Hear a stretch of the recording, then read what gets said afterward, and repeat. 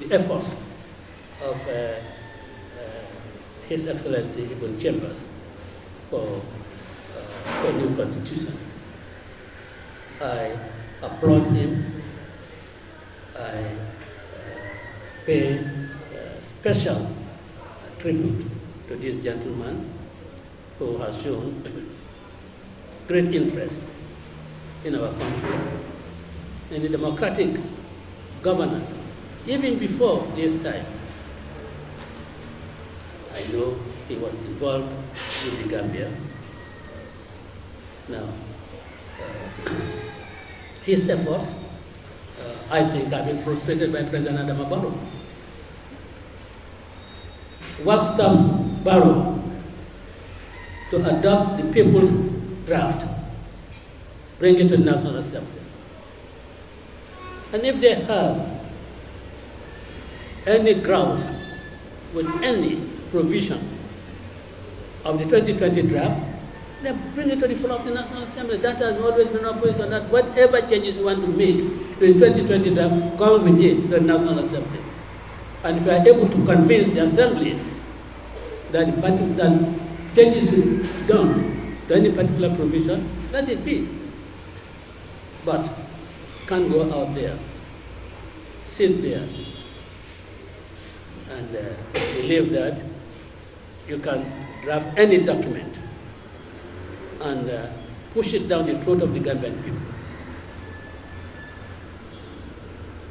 Well, the United Democratic Party may agree, but not under my leadership. Because I want a constitution for the Gambia, but not any constitution.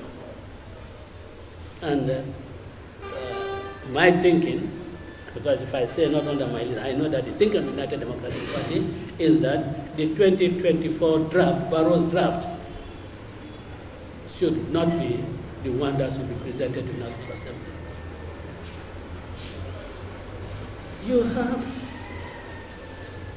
Is it not time that we do away with nominated membership of the National Assembly? Now, he is trying to increase the number of nominated members in the National Assembly. I think from 5 to 9. But not only that, but also he can dismiss you because the Yakumba Jaite under Jammeh's constitution, as bad as it is, protects National Assembly members from being really thrown out of the Assembly for no just cause. So because of the Yakumba Jaite case, he says, look, I am going to put this provision in this constitution so that I nominate you and I tell you, look, go to the National Assembly and say A, B, C, D, because that is what I want. If you don't say, I revoke your appointment. Is that what Gambians want? Is that not the executive interfering in the legislature? Where is the separation of powers? Where you put in separation of powers? The whole chapter 5 on leadership and integrity is taken out. But it doesn't surprise me. You know why? The Anti-Corruption Act that was assented to in January this year. I think it's 30th January this year. There is an exception in that act that says that allegations of corruption from 1917 from 2017 to the date that he signed the Anti-Corruption Act cannot be subject of investigation. Fighting corruption, and you put that in the law, in Anti-Corruption Act, and then put in the Constitution that when you leave office as president, or when your minister leaves office, he will not disclose, or he cannot be forced to disclose his assets. And it is between the period that you are a minister and your date that you exit that you have the chance to really be engaged in corrupt practices. That's the time that you make deals in the contracts, in procurements, and all those things. And then you say, no, you should not. And you want that constitution to be presented to National Assembly. When I kid the 500 Gambians here, No, really. Really, it's taking Gambians for granted. It's really taken for Gambians for granted. And I just want to say shortly on that, that United Democratic Party, we want a constitution, but we do not want any constitution. The 2020 draft constitution is the one that has been the subject of considerable discussion, broadly, in the Gambia and outside of the Gambia.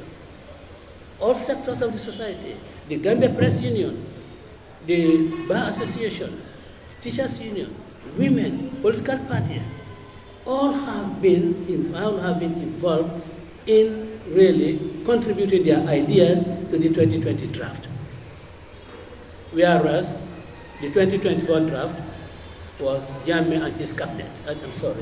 Barrow and his cabinet. They are the only. It was only their thoughts that were put in that. When that draft was before it was gazetted, it was never presented to the Gambian people to discuss it and to say, well, this is what I feel about clause 1. This is what I feel about clause 13. They took us for granted and took it there. And they think that they can blackmail some Gambians. No. Our position is 2020 draft.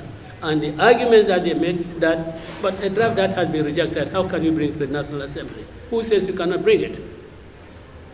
I want them to show me anywhere in the standing orders of the Gambia or in the constitution of the Gambia that a measure that has been defeated by the National Assembly cannot be brought back to the Assembly.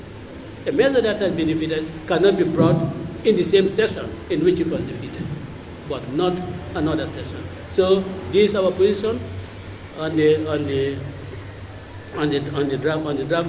draft constitution, and of course also there are a lot of I don't know whether I should say debate, but there are a lot of views, different views have been expressed about third term and so forth. The current constitution does not provide for a third term. Absolutely. But men are judged by their words. In 2016, 2016, before President Barrow went to Mali, when well-wishers were coming to meet him at Brufut Heights, he did make a statement that, yes, Gambians must now realize that no president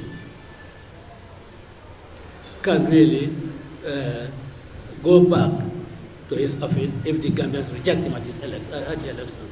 The Gambians' power is manifested, that they are the people who have the power to change the government, and is manifested in the 2016 elections. There can be no doubt about that. And he also said, look, from now on, no Gambian will serve as president of this country for more than 2 terms. And I believe no president includes him.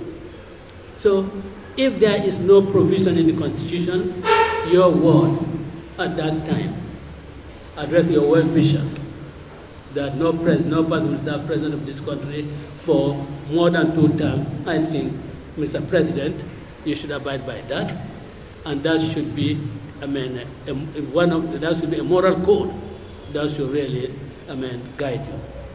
But of course, he has a choice to really do what is expected of him as per his own declaration.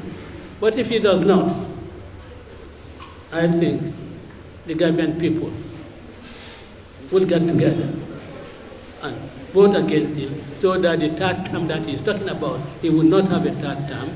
And so, when he does not have a third term in office, then the party that he wants to save, will die in its infancy.